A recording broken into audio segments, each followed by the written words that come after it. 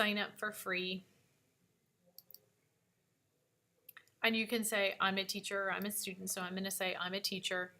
And then obviously you're going to want to sign up with an email account, or you can sign up with Google. I already have an account, so I'm going to go back. But you would go ahead and do that. So I'm going to go ahead and sign in to show you what it looks like.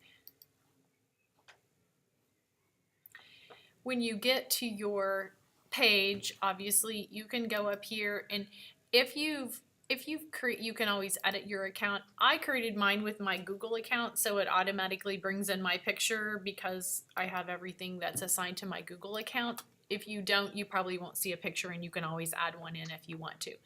Where it says classes, you're going to click on the wrench, and then you're just going to create a new class. Communication Arts, Hour 2. I notice that this is the code that I would give my students to sign up for my class. So if I want my students to sign up, this is the code that I'm going to give to them. I'm going to go ahead and save that. Notice I've got some other classes that I played around with. I'm going to go over here and I'm going to go back to SHowbie.com, but this time I'm going to sign up for free, but this time I'm going to be a student. You can sign up with your Google, they could sign up with their Google account, or they could use a username and password. I'm going to go ahead and sign up with Google, and I'm going to use my, which I hope hasn't been used before to sign up, and I'm going to sign up. And now that I've signed up, your students have signed up for their class, they're going to put in the class code, which they just got from you, and they're going to join my class. So now they're in the Communication Arts 2 class.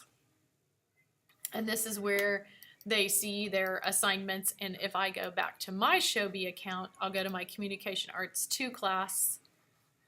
Whoops, sorry. I've got the student and the teacher side going here. On my student side, then there's my Communication Arts 2 class, and I just haven't done anything, so I'm going to add an assignment here, and I'm going to say new assignment, and I'm going to call it practice test. And I'm going to say that it's due by April 10th at 3:30 p.m. and then I would lock the assignment if I didn't want them to turn it in, but I can't do it unless I have a pro account. So I'm going to go ahead and leave that off. Then I'm going to save that. So now when you look in there, I have a practice test. If my students were to look into their account,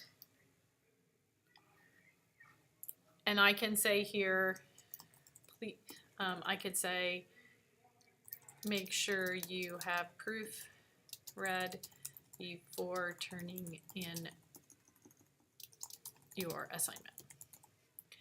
And then I can post that there so that they'll have that in case I want them to have that for that assignment. So they've got a practice test. It's due April 10th, and I can go in my folder to see if anybody's turned anything in, and obviously we know that they haven't turned anything in yet because I don't have any students that are going to be able to turn it in yet. So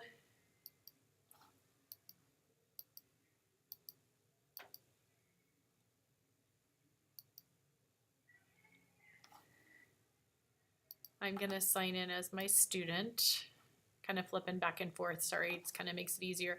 There's an assignment that's been added to my class, and so I can add a file, and then I can go to my documents as the student. I'm going to run to my Google Drive here and grab something that I can just upload for you.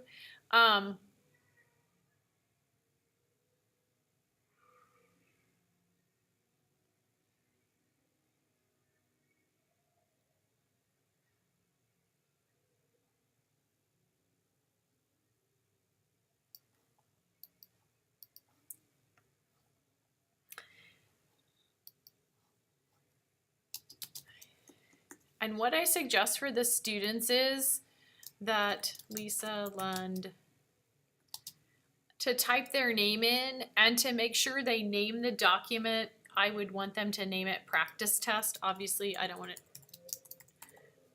So I know this is Lisa Lund's practice test, and she's going to post that. So now when I go in as the teacher to my SHowbie account, I'm going to see that Lisa Lund has turned in her Skyward practice test. And I can click that and open it, and I will be able to see it. So make sure that when they're adding their files in there, that they're uploading things that you can see. So I'm going to do it again, and I'll post that. And then obviously there's my document that I'm going to be able to view there in a minute. It'll take it a second to open. So I've got several things in there that I can get to. I downloaded her Gmail document. It said it can't preview it, but that's fine because then you can just open it. It's waiting for Google Docs, and there it is, and I have opened my Google Doc that she sent me. And so pretty easy to use, pretty simple for teachers to see assignments that are being turned in. Pretty easy for students to turn in their assignments. They're just adding files, and you can also post comments to them at any time along the way, and it's just in that assignment. So if I was a teacher and I want to go back to my classes and I want to add another code, I can always add another class. I can add another assignment. And as a student, I can always join another class too. So if my teacher, I have more than one teacher using this, I can always join their class as well. So now I'm in Communication Arts 1 and Communication Arts 2. So pretty easy for me to use and pretty easy for me to add assignments to that, depending on if I'm on the teacher or the student side. Hope you'll enjoy using SHowbie. You do have a limit of having 100 assignments that you can collect, and it's not 100 assignments you can collect, but it's 100 assignments. So if you get to the point where in all your classes you've given out over 100 assignments, then you'll need to whittle down some of the older ones, delete them, and then keep the newer ones in there. 100 assignments is quite a few, especially if you were maybe changing it up by quarter or by semester. If you have any questions, let me know. Good luck with that.